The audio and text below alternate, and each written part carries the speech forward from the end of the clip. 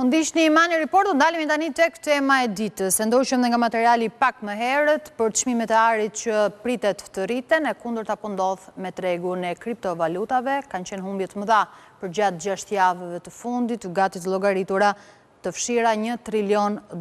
Pati një rritje të fortë në fillim të tetorit, veçanërisht të kriptovalutës më të njohur të Bitcoin, duke tejkaluar më shumë se $126,000, ndërkohë kjo vlerë tashmë është edhe më e ullët. Ka patur edhe një tërheqje të kriptomonedave të tjera, sigurisht gjithë investitorët janë në pritje të asaj se çfarë do të vendosë edhe Rezerva Federale në lidhje me normat e interesit. Po pse ka një një stepje të investitorëve në kriptovaluta? Çfarë impakti do t'jepte edhe ndryshimi i kaut politikës monetare nga ana e Rezervës Federale dhe çfarë po ndodh dhe faktorë të tjerë që po zhvlerësojnë vlerën dhe çmimin e kriptomonedave? Të gjitha këto çështje kam kënaqësinë që të diskutoj me zotin Shahin Dokuzi, ekspert dhe njohës i tregut të kriptomonedave. Mirë se erdhët në Mani Report.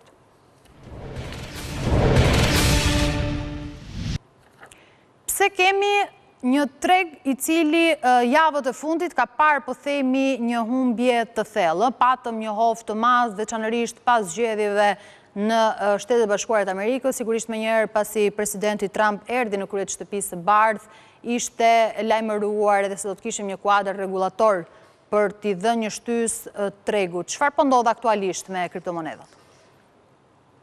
Normalisht pritet që kriptomonedat të rriteshin, aq më shumë që pritet dhe fitoria e Trumpit, të dy presidentët që ishin në zgjedhje mbështesin kriptomonedat, po Trumpi më shumë, duke parë që pasi fitoi hapi dhe vet monedën e vet.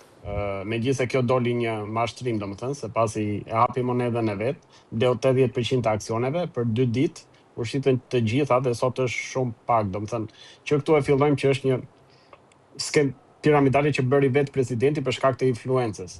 E themi influencës sepse ndryshe nga asetet e tjera, siç mund të jenë ari, nafta, që ka një rrezik më të ulët. Absolutisht. To rritën më të shumti me influencë. Pra, nëse e flet Trumpi që do ta mbështesi si teknologji, të gjithë synojnë blenë me idenë që do rritet.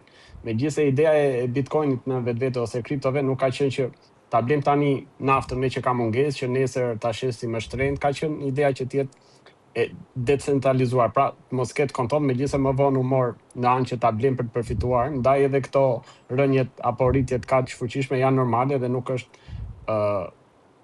se duhet t'i vijemi mbrapa investimeve të tilla. Normalisht edhe çështja që gjithë investitorët po largohen nga rreziku për shkak të politikave globale, normalisht duke qenë se ekonomia trembet ose të rënditet, ata mundojnë që t'i largojnë këto asete të rrezikshme, duke qenë se nuk kanë një bazë fort për blemar, siç e dim që ari u rrit rreth 35-50% në një vit, domethënë.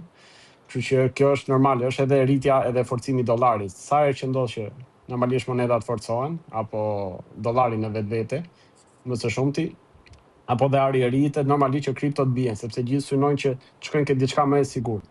Sepse rritja e aseteve të prekshme apo që kanë bazë siç janë nafta, ari, dollari nuk është njësoj si e kriptove. Normalisht luhatjet janë më të ndjeshme, tregu i kriptomonedave është më i ndjeshëm nga çdo faktor që ndodh jashtë.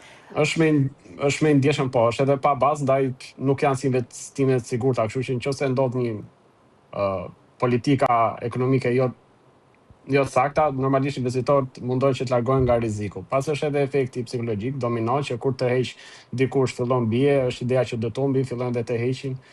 Edhe ka shkuar nga 125.000 euro, le të themi, në të ka shkuar në 85 tani. Kishim dhe rënje ngushtë me 75. Pra, ju ndalet e politikat ekonomike, një nga më agresivet, po themi, sigurisht kanë qenë tarifat që presidenti Amerikan Donald Trump vendosi ndaj shteteve, veçanërisht ndaj Kinës. E kanë frenuar këto rritjen e monedave virtuale? Ka qenë ky një ndër faktorët kryesor? Po, absolutisht që po, siç e tham që kjo nuk është, domethënë kriptomonedat nuk janë si mjet investimi, domethënë megjithëse u bën më vonë që hajde t'i blejmë që të fitojmë, domethënë. Dhe normalisht ndryshimet të tilla i trem shumë dhe njerëzit duan të shkojnë në gjëra më të prekshme, më të sigurta, ndaj edhe tërhiqen. Janë të hequr rreth 523 milion brenda ditës dhe rreth 1.4 miliard, domethënë Bitcoin në brenda një jave, domethënë. Po që tani po e kuptojnë gjithmonë më shumë nivelin e kriptove, domethënë që nuk po para e pëlqejnë më edhe investitorët e mëdhenj, nuk po para e pëlqejnë më si pjesë fitimi, domethënë. Nëse deri tani ishte që ta blejmë se do rritet, do fitojnë nga spekullimet, tani duan gjëra akoma më të sigurta. Pra ju po thoni pikërisht për shkak të rrezikut të lartë që mban kjo formë investimi, tashmë investitorët janë më të friksuar dhe më të tërhequr dhe kjo po jep ndikim të drejtë për drejtë në treg. Absolutisht, sepse janë tërhequr, le të themi BlackRock janë tërhequr nga investitorët më të mëdhenj. Kishte edhe një bile shpeshherë këto bllokoj që ti marrin gjithë fonde se mund të çonte në komplet mbylljen e Bitcoin me veçanëri. Domethënë, ka pas raste ku zotëruesit më të mëdhenj kanë dashur ti të heqin gjitha edhe nuk e kanë lejuar vetëm për këtë pjesë. Siç e dim, edhe kriptot mund mbyllen, siç kemi pas rastin tjetër apo rastin e fundit në Turqi që u aratis turku dhe erdhi në Shqipëri, apo moneda tjera që mund të jenë fikur direkt. Kështu që kjo do të sillte pastaj një krizë shumë të madhe, se më së shumti amerikanët ose gjithë bota mundohet që të investojnë edhe fikja e kësaj monedhe është shumë e frikshme, se do t'i sillte gjithë në luftë e tjera se shumë kanë lënë asetet. Po që nuk është kjo është një çështje diskutueshme dhe ju besoj se njohës i tregut e dini shumë mirë, po një pjesë e tyre janë shumë konservatorë kur flasin po themi për zhvillimin e tregut kriptovalutave, ka të tjerë të cilët janë po themi më optimist.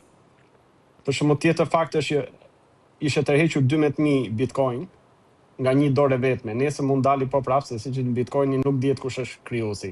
Fakti që s'dihet krijuesi mund të jem unë, mund të kem shumë Bitcoin sa dua lek mund të marr. Do të thënë është një skem nga mbrapa. Kështu që gjithmonë më shumë po e kuptojnë që nuk është formë investimi, megjithëse u kthye si e tillë. Formë investimi e sigurt dhe me risk po themi të moderuar. Me qënë se jemi... Po ideja nuk ka qenë Po, mund të vazhdoni. Nuk ka qenë që të krijojë kriptot, nuk ka qenë që të krijoheshin në formë investimi përveç se për të larguar nga banka që mos kishe kontroll. Pra, nëse unë duhet deklaroj sa para kam banka ose duhet paguaj fitlarë, kjo ishte që mos ketë kontroll. Ndërkohë që tani ka marrë tjetër formë, megjithëse nuk është krejt e saktë ose e pëlqyeshme dhe po kuptohet. Nëse Rezerva Federale vendos të ulë normën bazë të interesit në mbledhjen e radhës, sigurisht diskutimet kanë qenë të mëdha edhe në periudhën e muajit të kaluar pas mbylljes së qeverisë. Do të thotë që krijohet një mjedis, po themi, më komod për kriptovalutat?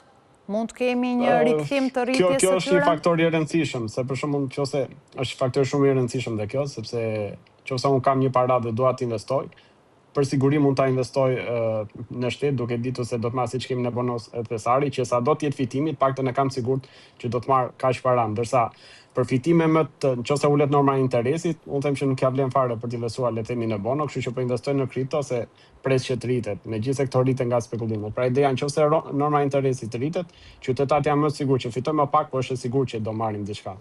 Kështu që normalisht ajo do t'i heqi nga kripto. Ndërkohë, nëse kripto është, si më thënë, jackpot pa vlerë dhe do të thënë pa ndonjë vlerë reale apo të prekshme, domethënë, kështu që tani po investojmë me risk të lartë. Presidenti Trump, kur erdhi në krye të Shtëpisë së Bardhë dhe shpalli veten si presidenti i kriptovalutave, u zotua që të krijonte një kuadër të plotë rregullator për monedat virtuale. Ka patur disa lëvizje të vogla, po jo ajo që është premtuar dhe në fillim, siç ishte edhe ajo krijimi të një rezerve në Bitcoin. Ka gjasa që të formoj, po themi, Amerika e para një kuadër rregullator, sa mundësi dhe hapësirë ka për ta bërë diçka të tillë për tregun e kriptovalutave? Shiko, dhe dim që vetë presidenti bëri, le të themi, në një formë skemën e parë piramidale që kueri, siç e thanë, nxori monedën e vet Trump, duke di se ai ka influencë gjithë do ta blini. Nxori, le të themi, me $1, bleu 80% të aksioneve dhe ku moneda e vet vajti rreth $80 i shiti, pra le themi shkurt që ta kuptojmë më thjesht. Nëse ai kishte një kull, për 2 ditë u bën 80 kulla, pra pasuria e tij u 80 fishua për 2 ditë. Kështu që tani moneda ka rënë shumë. Do të thënë që nga kjo duke që ai e përdori si skem për të fituar. Do të thënë të 80 fishosh pasuri, sidomos të Trumpit, domethënë. Pra në këndvështrimin tuaj ishte thjesht një instrument? Ishte skem e tij, absolutisht, po. Ishte një instrument. Për të marrë mbështetje në zgjedhje dhe duket se nuk ka një përpjekje për të marrë hapa konkret. Po, absolutisht. Ai mbështetjen në zgjedhje mori, e shfrytëzoi edhe më pas sepse 80 fishoi pasurinë e tij. Do të nxori monedën Trump, kompania e tij në Holland kishte blerë 80% të aksioneve. Kështu që pasi moneda u rrit, ai i shiti aksionet, mori gjithë parat dhe njerëzit që kanë investuar nuk kanë më. Pra nëse unë kisha bërë një aksion $80, tani është rreth $10 që s'ka më vlerë, edhe nuk do rritet më. Do thënë vetëm nga influenca e tij ka bërë këtë super skem dhe 80 fishoi pasurinë, kështu që nuk është se normalisht ai është edhe biznesmen dhe pritet. Si pritet të jetë tendenca e monedave virtuale kryesore edhe në fillim të vitit të ardhshëm? Ka faktorë që pritet ta ndikojnë më tej, po themi këtë lloj tregu, Bitcoin, Ethereum apo edhe moneda virtuale të tjera? më së shumti Ethereumit dhe Bitcoin janë që merren për bazë, monedat e tjera janë, do të thënë njerëzit tendohen t'i blejnë më së shumti nga kurioziteti me idenë mos rriten, por që këto janë dy monedat për bazë. Po ulën këto, të tjerat janë si derivate, teknikisht janë të lidhura dhe do ulen. Pra nuk është se presin faktorë të tjerë që mund të ndikojnë tregun, do të kemi këtë pasigurinë politike dhe ekonomike të shpërndarë tani? Absolutisht.